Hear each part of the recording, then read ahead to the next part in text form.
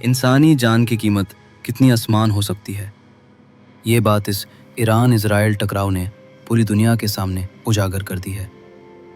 12 दिन के इस संघर्ष ने इंसानियत को तीसरे विश्व युद्ध के मुहाने पर खड़ा कर दिया। ईरान में अब तक करीब 900 मौतें हुई हैं, जिनमें कई हाई प्रोफाइल साइंटिस्ट्स और टॉप मिलिट्री कमांडर्स शामिल हैं।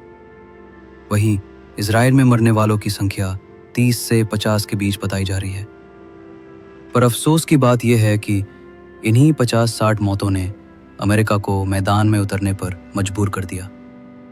पहली बार अमेरिकी B-2 बॉम्बर्स ने ईरानी ज़मीन पर बम गिराए। इतिहास में ऐसा पहले कभी नहीं हुआ था।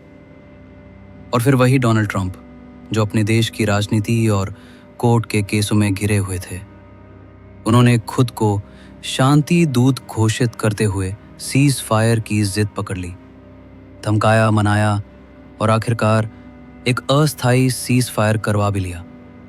एक तरफ उनका चहेता इजराइल, दूसरी तरफ ईरान, जिसके पीछे अब रूस और चीन जैसे दिग्गज खड़े हो चुके हैं।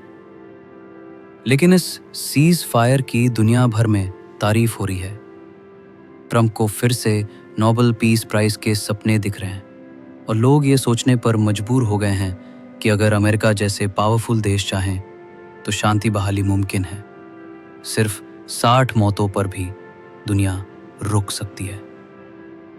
लेकिन यही जब गाजा की बात आती है तो 60 नहीं, 600 नहीं, 60,000 जानें भी जाती हैं, कोई फर्क नहीं पड़ता। 17,000 बच्चे 21 महीनों से गाजा एक खुलेआम नरसंहार झेल रहा है। और अब जब लोग कह रहे हैं कि शायद ईरान इजराइल संघर्ष थमने के बाद गाजा में भी थोड़ी राहत मिलेगी, तो इजरायली डिफेंस फोर्सेस कह रही हैं अब हम फिर से गाजा पे फोकस करेंगे, यानी अब और ज़्यादा तबाही। क्योंकि गाजा के पास कोई न्यूक्लियर ताकत नहीं है, ना ऑयल रेवेन्यू, ना कोई सुपर पावर का सपोर्ट। उसे बचाने के लिए बस इंसानियत चाहिए, जो आज सबसे बड़ी किल्लत बन चुकी है। आज हम कोई हिस्ट्री लेसन नहीं देंगे, ना ही 2 राष्ट्र समाधान की बात करेंगे।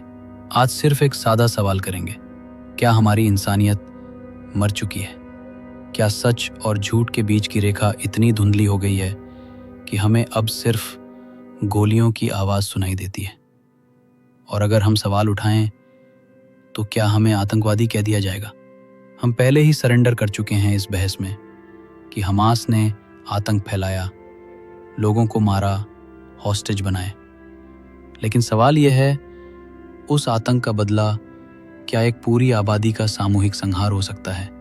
17,000 बच्चों की मौत सिर्फ आंकड़े नहीं है, ये दुनिया के सबसे शर्मनाक चैप्टर्स में लिखा जाएगा। क्या ये आतंकवाद का जवाब है या इंसानियत की मौत का सर्टिफिकेट? हम UN की निंदा, human rights reports, international court के ऑर्डर सब देख चुके हैं। ICJ ने तक कह दिया कि इजराइल को तुरंत गाजा में लोगों तक बेसिक सेवाएं पहुंचानी चाहिए। लेकिन 1 साल से ज़्यादा बीत गया और कुछ भी नहीं बदला। ट्रंप को पता चला कि इजराइल अब अमेरिका की भी नहीं सुनता, तो ICJ की कहाँ से मानेगा? एमनेस्टी इंटरनेशनल ने साफ कहा, इजराइल नरसंहार कर रहा है, हमास नहीं, आम लोगों को मारा जा रहा है। वहीं गाजा, जहाँ ना कोई सेना है ना सुरक्षा, सिर्फ भूख, बम और बदनसीबी। गाजा में सर्जिकल स्ट्राइक नहीं होती, वहाँ तो पूरी की पूरी आबादी को टारगेट किया जाता है। स्कूल, अस्पताल, रेफ्यूजी कैंप तक नहीं बख्शे जाते। और ऊपर से ये भी कह दिया जाता है कि ये सब एंटी टेरर ऑपरेशन है। जब सेफ जोन में घुसे लोगों पर भी बम बरसते हैं, तब समझ लेना चाहिए कि ये सिर्फ हमास की लड़ाई नहीं, ये इंसानियत के खिलाफ लड़ाई है। आज का लिबरल वेस्ट, जो दुनिया को डेमोक्रेसी और ह्यूमन राइट्स का लेक्चर देता है, उसकी पोल खुल चुकी है।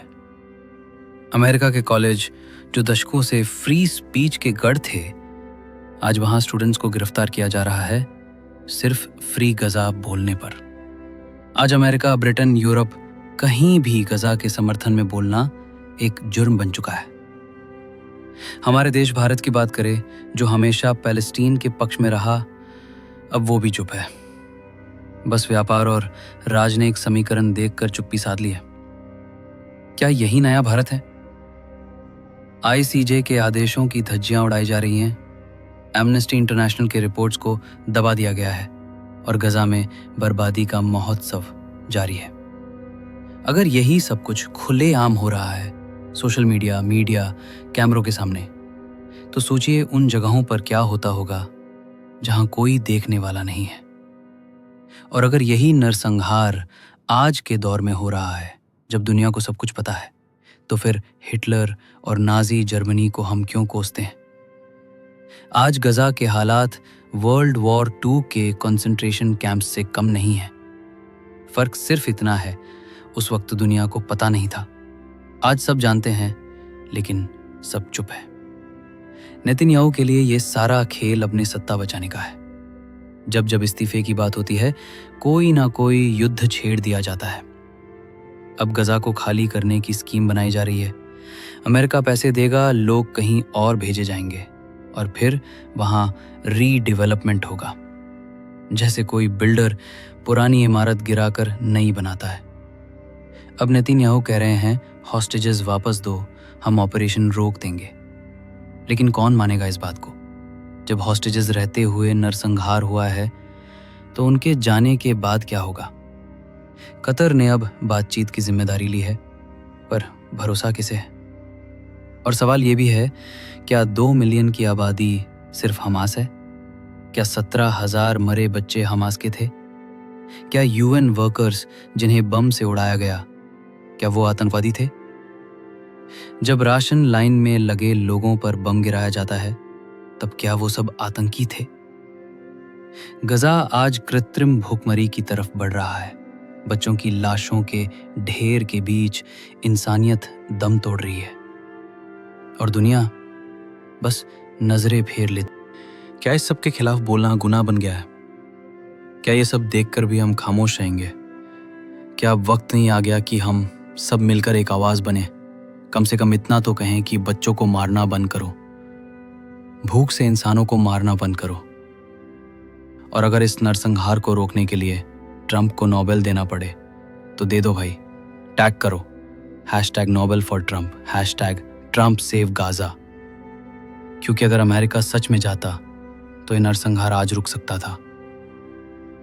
इजराइल और ईरान की वॉर में आगे क्या होगा जानने के लिए हमारे चैनल नेशन न्यूज़ को सब्सक्राइब करें और वीडियो को लाइक करें।